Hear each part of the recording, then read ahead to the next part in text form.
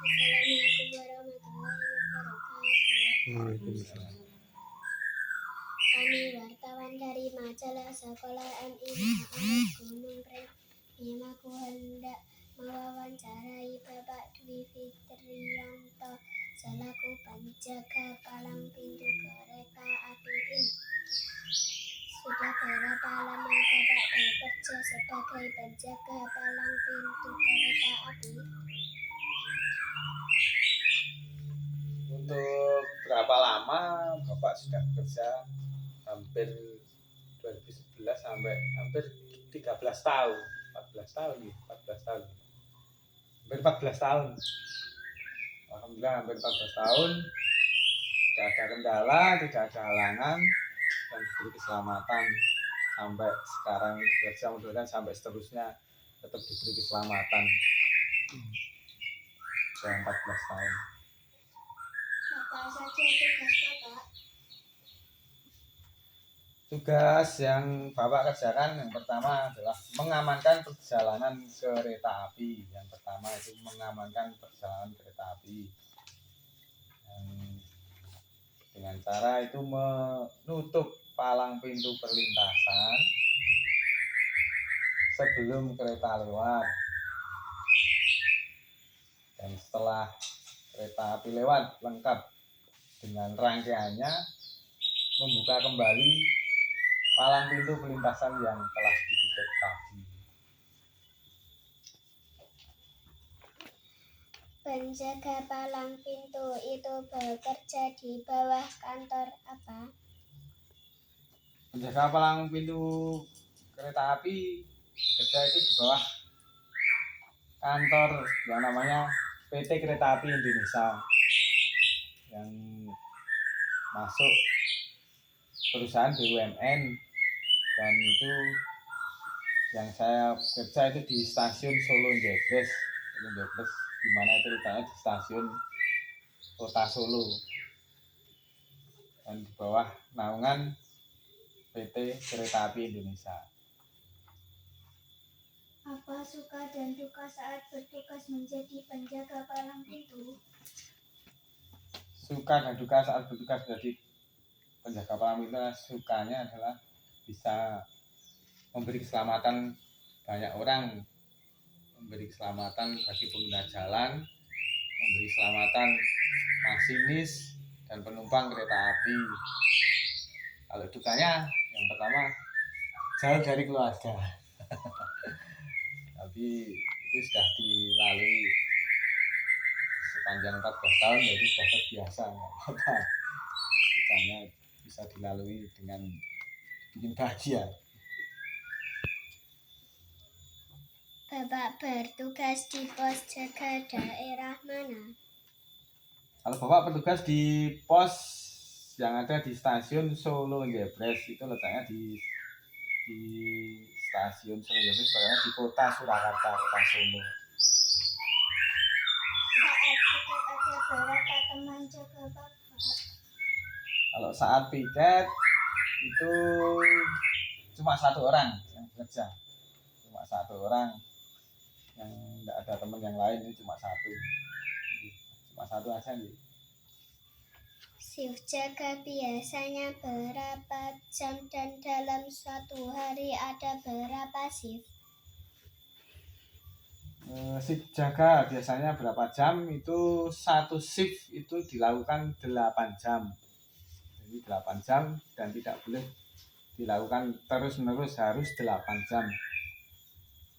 Dan dalam satu hari itu ada 3 shift kerja, jadi malam, siang, sama pagi. Saat lebaran apakah Bapak juga mendapat tugas untuk jaga? Saat lebaran, kalau pas jadwalnya kerja, jadwalnya berangkat, ya harus berangkat kerja. Itu udah jadi tanggung jawab, adik. Jadi tidak boleh meninggalkan atau tidak boleh mangkir dari tanggung jawab.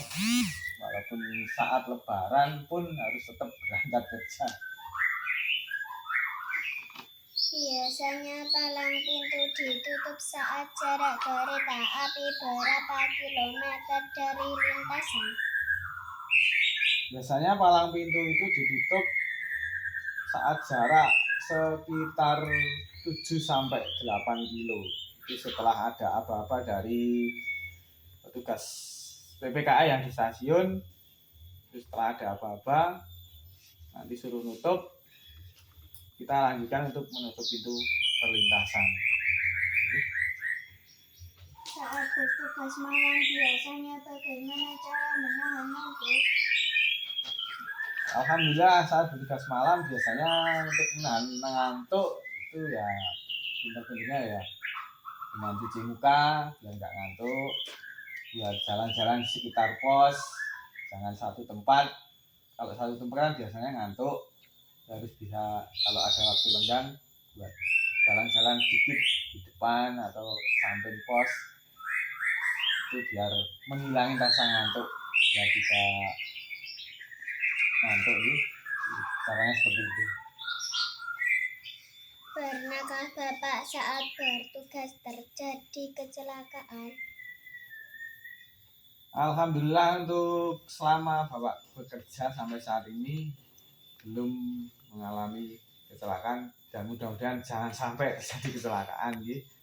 Itu pantangan misalnya, jangan sampai kalau terjadi kecelakaan nanti berujung fatal semua nanti kalau misalnya ada kecelakaan.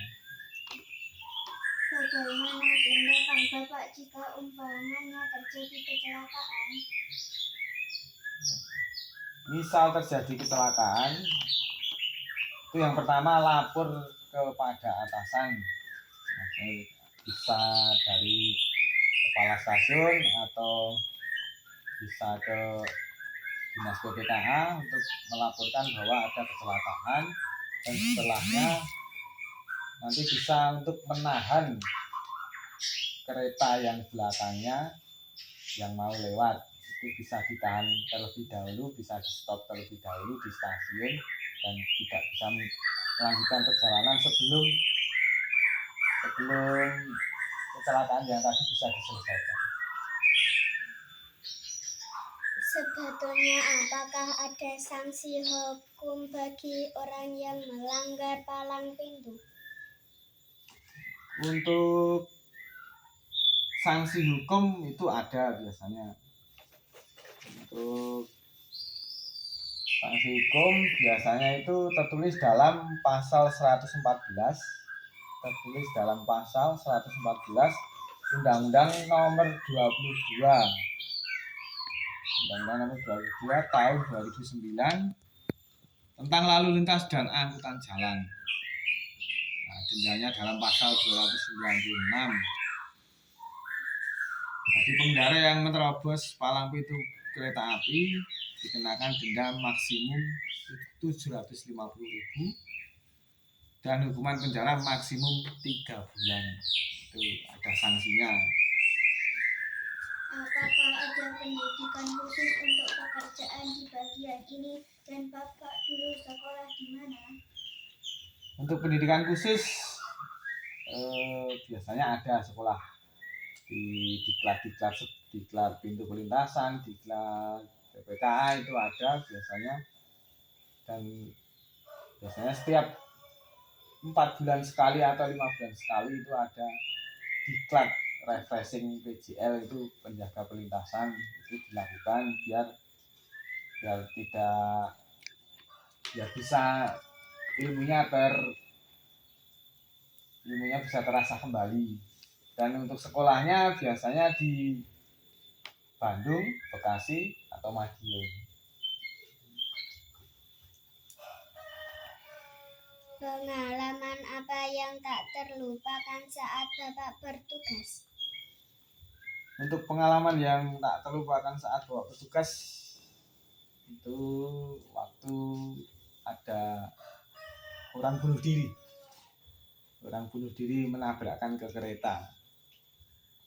Itu jadi pengalaman yang tak terlupakan, yang itu bisa memicu ketakutan biasanya kalau dinas, ya. Biasanya kalau orang bunuh diri itu biasanya kita kan nggak tahu tahu-tahu masuk gitu langsung menabrakkan ke kereta api. Apa pekerjaan sebagai penjaga palang pintu merupakan cita-cita Bapak sejak kecil? Jika tidak, apa cita-cita Bapak dulu? Pekerjaan sebagai penjaga palang pintu itu sebenarnya bukan gimana ya, ya cita-cita dari Bapak, juga cita-cita dari turun-temurun dari keluarga Bapak, dari kakek Bapak saya itu semua kerja di kereta api. Di Bapak juga mengikuti jejak keluarga Bapak. Siapa tokoh idola Bapak dan kenapa? Kalau untuk tokoh idola Bapak itu yang pertama itu orang tua, itu tokoh. Jadi kalau tokoh itu orang tua, Bapak dan Ibu. Tapi kalau untuk tokoh nasional, Bapak itu memilih Ki Hajar Dewantara. Ki Hajar Dewantara itu